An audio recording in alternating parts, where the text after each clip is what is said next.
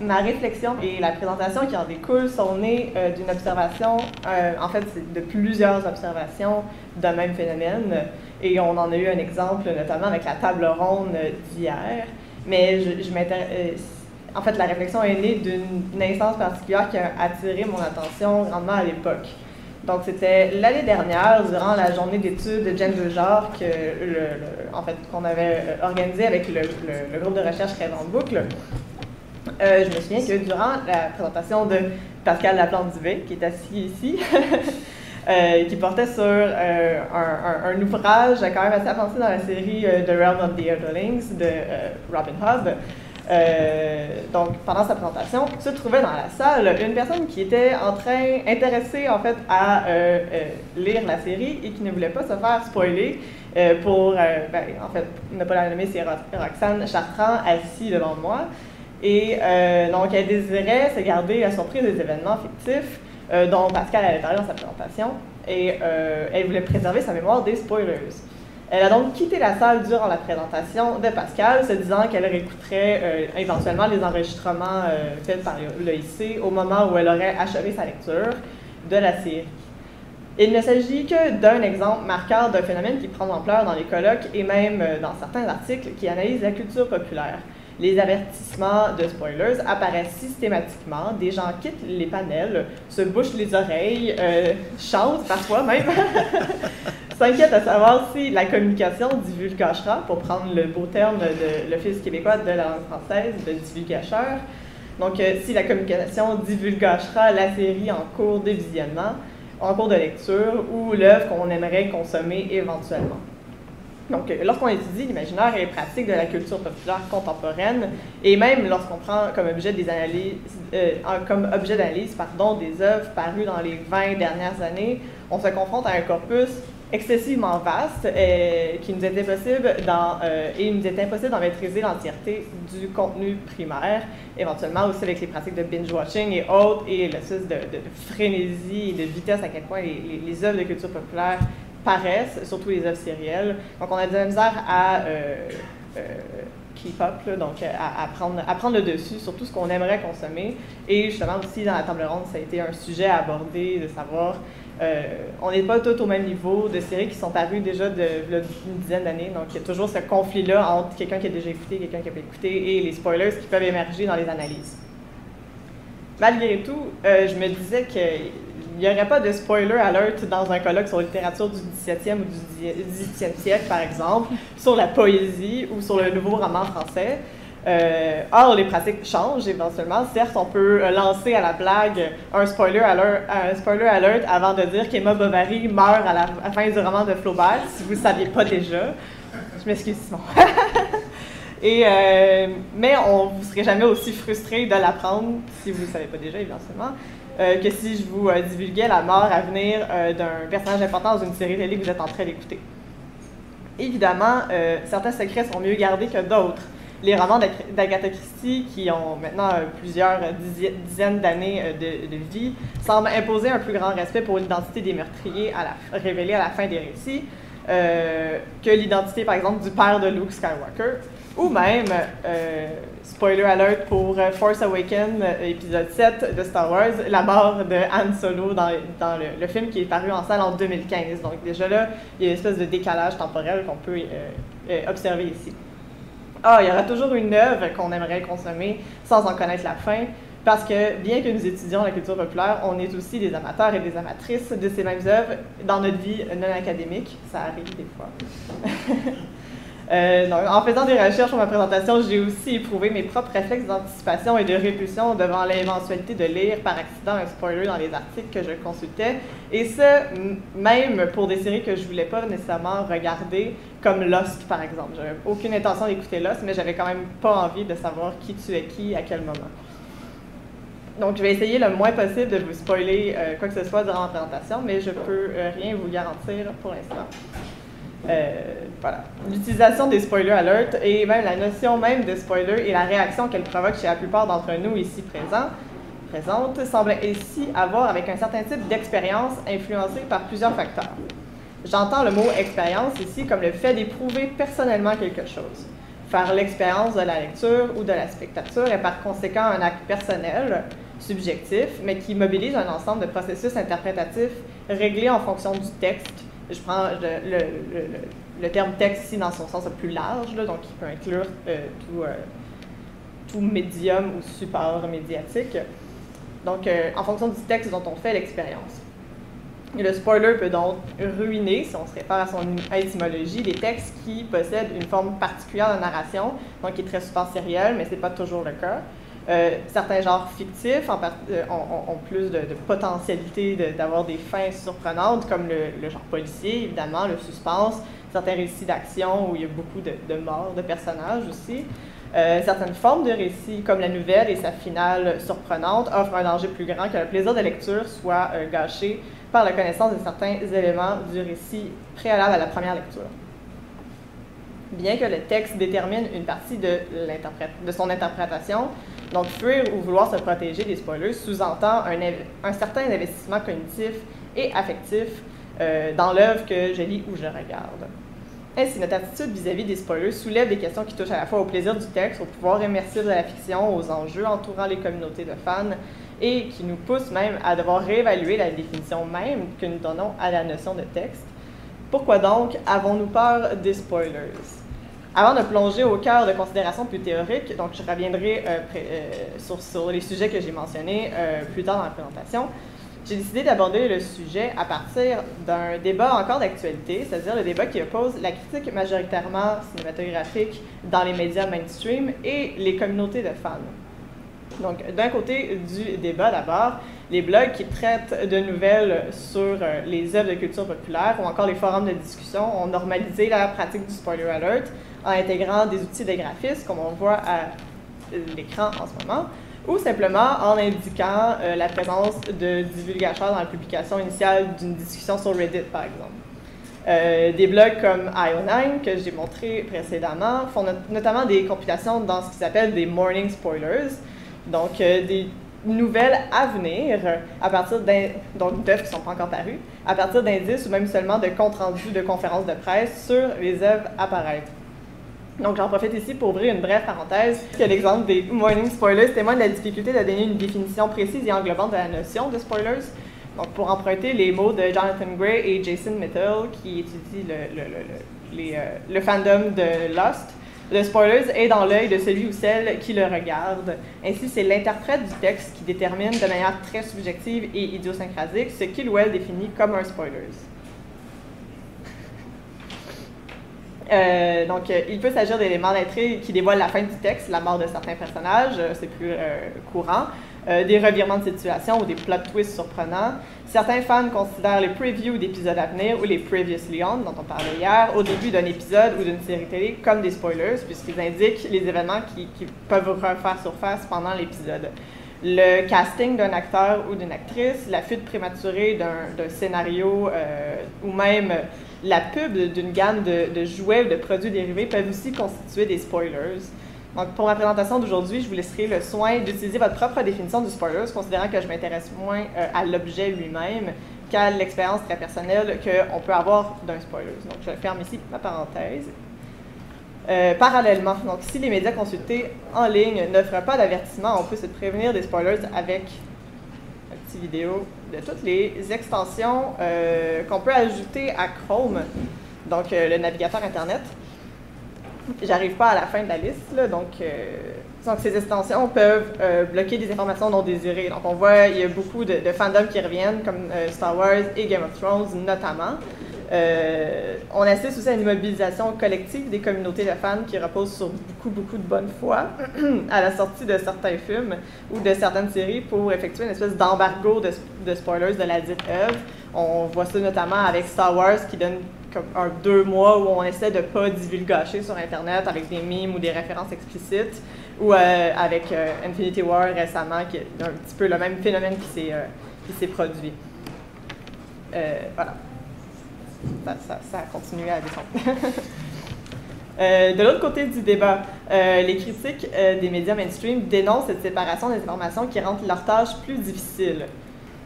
en évitant de révéler des informations plus détaillées sur le contenu du film, par exemple.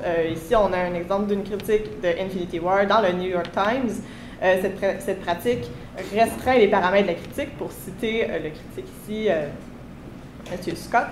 Et donc, ça restreint les paramètres de critique à une appréciation vague du plaisir qui sera ressenti durant le visionnement du film. Donc, c'est moins par respect pour les fans que par peur, et avec beaucoup de condescendance, qu'on peut voir dans les extraits que j'ai soulignés ici, en fait, la critique mainstream divise les critiques en version non détaillée. Donc, pour les personnes qui n'ont pas encore vu le film et qui aimeraient peut-être s'intéresser à aller voir l'œuvre sans se faire spoiler, et leur version détaillée. Comme on peut voir ici, donc en plein milieu de l'article mentionné précédemment, il y a un lien qui apparaît justement entre 2-3 paragraphes et qui nous amène vers la version plus détaillée de la critique du même auteur. Alors, voilà. On peut voir ainsi que la critique cinématographique mainstream a fini par piller aux nouveaux usages par la force des choses, les choses ici étant les plaintes assez violentes souvent des fans. La plateforme encyclopédique en ligne aussi, Wikipédia, elle aussi était au centre de débat sur l'intégration des avertissements de spoilers. Je mentionnais Agatha Christie plus tôt, donc dans sa pièce de théâtre de Mousetrap, qui est jouée en Angleterre sans interruption de plus d'un mois depuis maintenant 66 ans.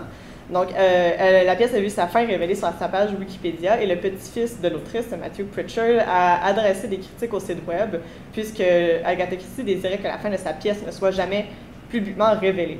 Donc, même on peut voir dans les taglines que j'ai mis un peu juste à côté, qu'on encourage les spectateurs et les spectatrices de la pièce à garder le secret sur l'identité du meurtrier de la fin de la pièce, et aussi le mystère. Donc, on voit le « Keep the secret and the mystery lives on », c'est sûr que ça l'indique ça ici.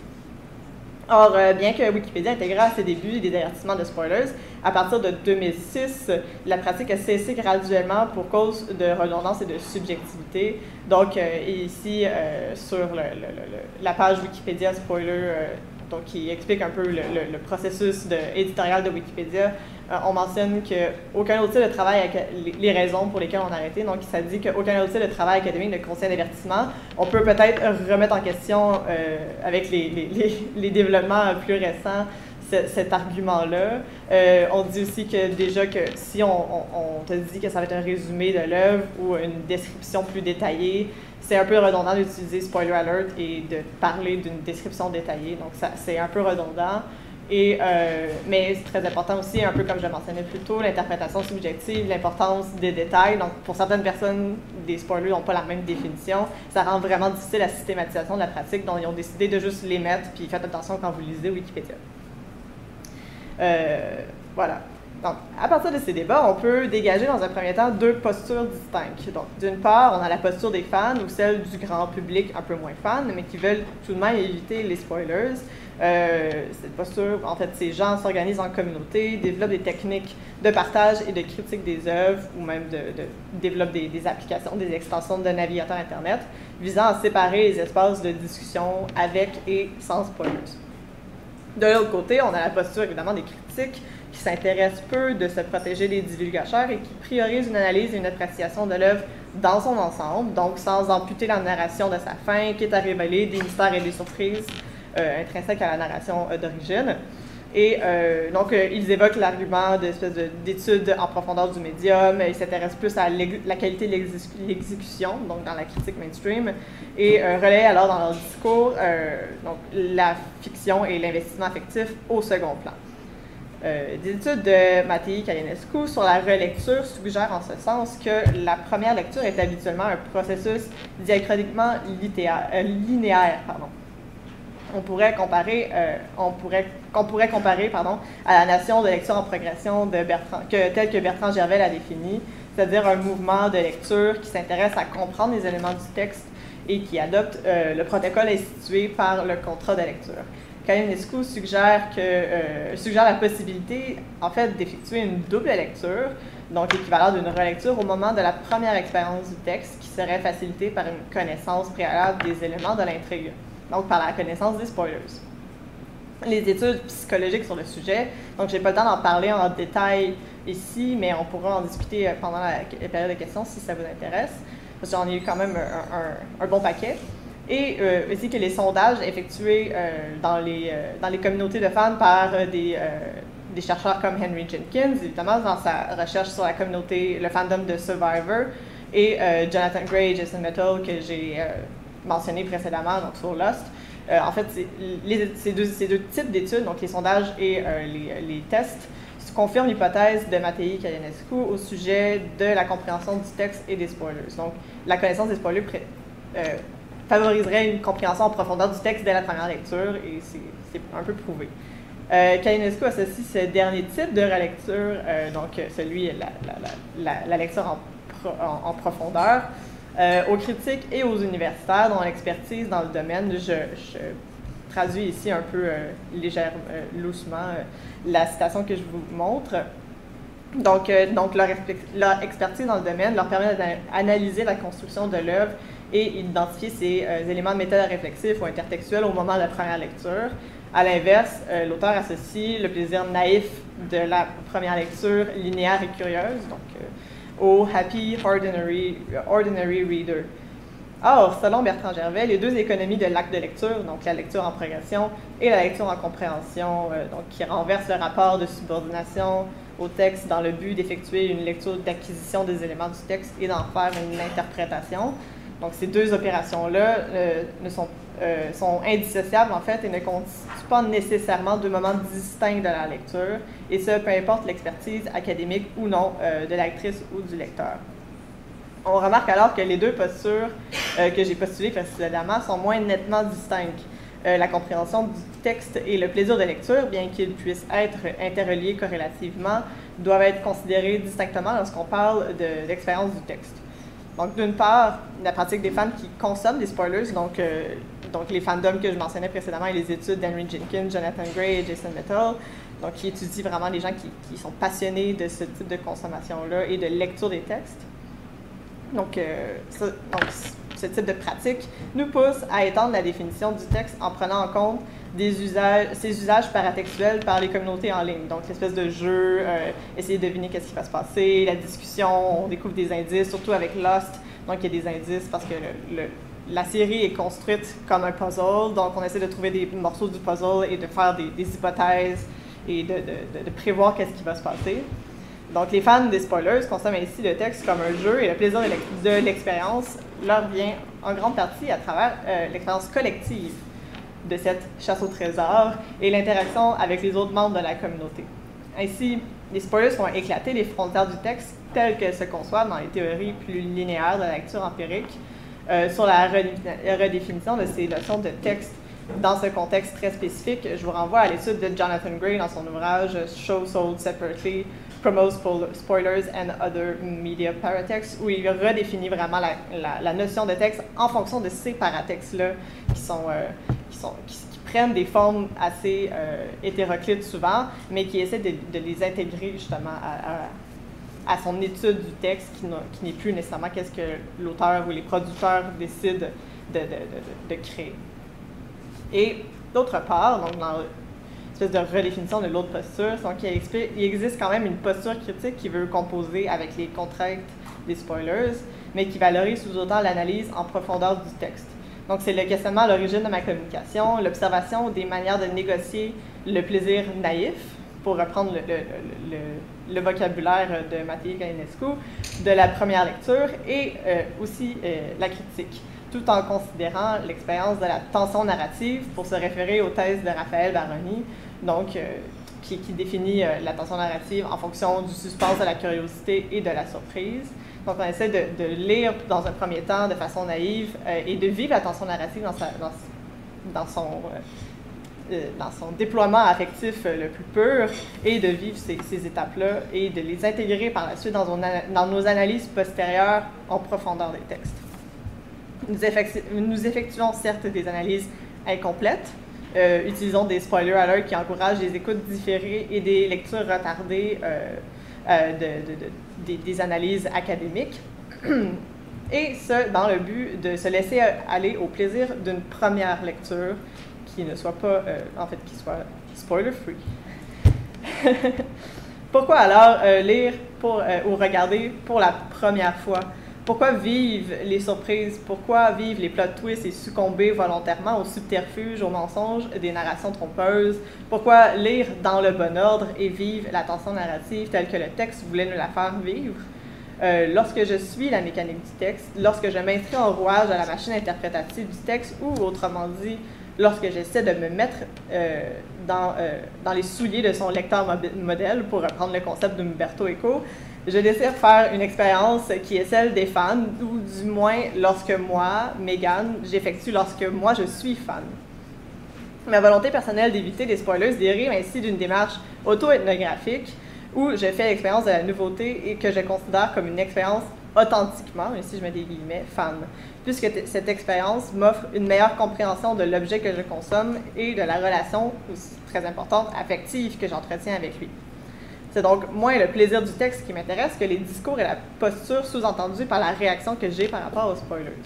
Autrement dit, je m'intéresse moins à savoir si cognitivement et affectivement les spoilers augmentent ou non le plaisir relié à la première lecture, mais plutôt à savoir ce que l'animosité envers les spoilers et les implications que ce type de discours charrie, ainsi que les stratégies utilisées pour négocier la critique et le plaisir du texte révèlent sur une certaine posture académique et sur l'idée que nous, à CAFAN, donc, nous nous faisons d'une expérience authentique de la lecture ou de la spectature. Alors, il y a plusieurs manières d'être fan, comme on l'a vu, et fuir les spoilers, c'est juste une manière parmi d'autres de consommer le texte. Donc, on pourrait aussi être fan de spoilers et consommer le texte dans cette perspective-là et l'utiliser dans notre étude ethnographique. La volonté de se préserver des spoilers et de faire l'expérience d'une première fois sans connaissance préalable de l'intrigue provoque par conséquent une certaine posture d'abandon affectif par rapport à l'objet, une certaine posture acafan. Dans Fan Culture, Matt Hills définit les acafans comme une posture hybride qui négocie deux points de vue, deux approches radicalement différentes des objets populaires. Cette bipartition première, analogue à la première bipartition que j'ai effectuée précédemment entre la critique et les fans, participe de l'instauration de discours reproduisant des dualismes moraux, comme ils les appellent, c'est-à-dire une tendance à homogénéiser les groupes qui serviront de repoussoir lors de la construction de notre identité. On assiste à une marginalisation mutuelle des deux positions. Donc, d'une part, l'une sera valorisée, l'autre sera délégitimée.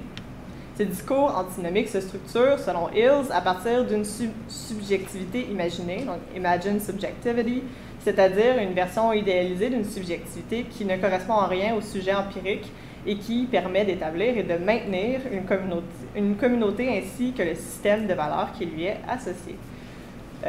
La subjectivité imaginée accorde en ce sens une importance au trait d'une communauté donnée. L'identité universitaire, par exemple, valorise le sujet rationnel, l'objectif et l'argumentation, la persuasion, tout en dépréciant, donc d'autre part, ceux des groupes qui se situent à l'extérieur. Donc, dans ce cas-ci, ça serait la passion et l'engagement émotionnel des fans.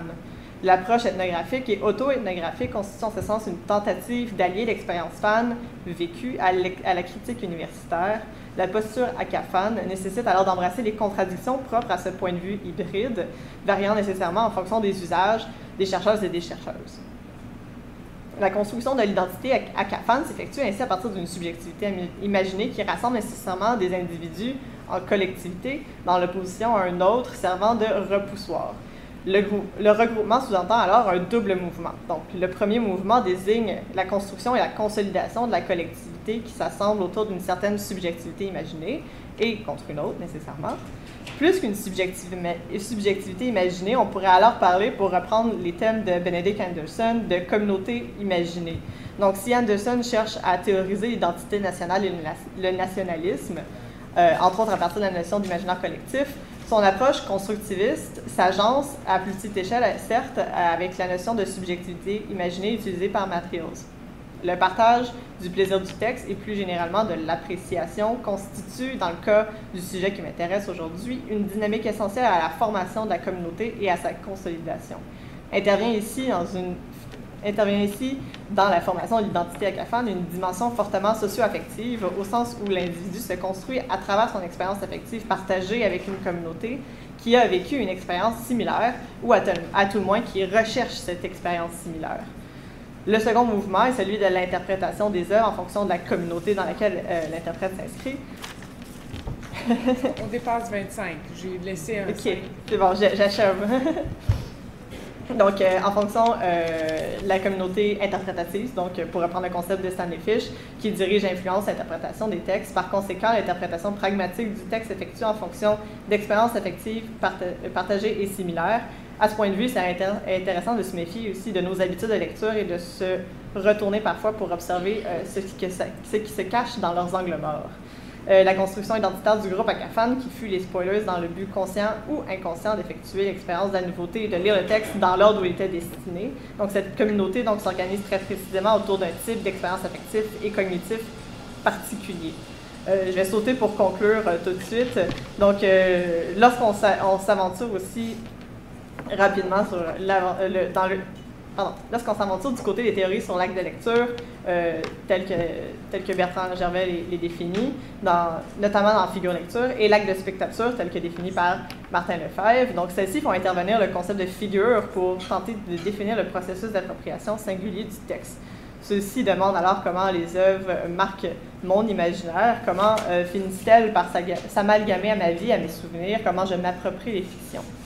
La figure prend forme alors lorsque je suis captée, je suis surprise par ces histoires, mais pour qu'elle attire mon attention et qu'elle devienne figure, je dois me rendre disponible à cette rencontre.